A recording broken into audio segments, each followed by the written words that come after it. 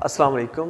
हमारा एक मिज़ाज बनता जा रहा है और वो मिज़ाज ये है कि हम घर पर बनी हुई चीज़ चाहे जितनी भी सफाई से बनाई गई हो, हफ़्ज़ाने सेहत के उसूलों को सामने रखते हुए बनाई गई हो, हमारी तबीयत के हिसाब से बनाई गई हो, वो हमें इतना लुत्फ़ नहीं देती जितनी बाज़ारी चीज़ें लुत्फ़ देती हैं। जबकि हम जानते हैं कि बाज़ार में बनने वाली चीज़ साफ़ अक्सर ये देखा गया साफ़ नहीं होती, उसमें जो मटीरियल यूज़ होता है वो भी अफ़ज़ाने सेहत के उसूलों के मुताबिक नहीं होता, मसाले भी एक्स्ट्रा होते हैं जो हमारी सेहत के लिए नुकसानदेह होते हैं।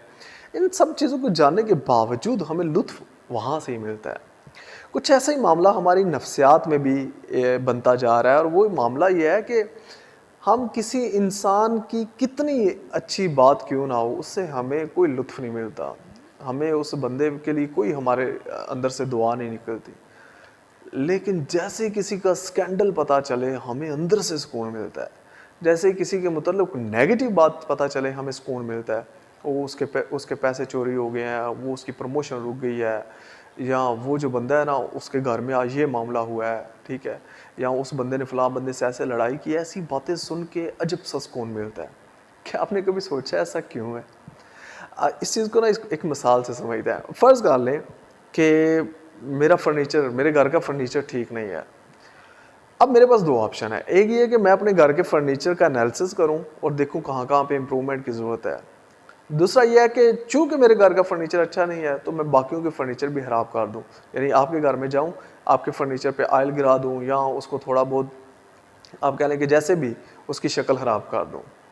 अब कौन-सा तरीका अच्छा है? एक्चुअल में तरीका तो ये अच्छा है कि अगर फर्नीचर ठीक नहीं है तो मैं इसको इम्प्रूव करूँ, इसके लिए प्लान करूँ, ना कि मैं दूसरे के फर्नीचर या दूसरे की जो चीज़ें हैं वो ख़राब करूँ।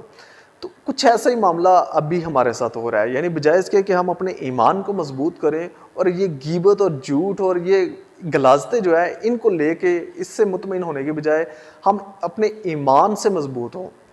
यानी हम अपने सच से मजबूत हों, हम लोगों के मुतल्लिक अच्छा सुन के तो हम यानी अच्छा फ़ील करें और हमें अच्छा लगे।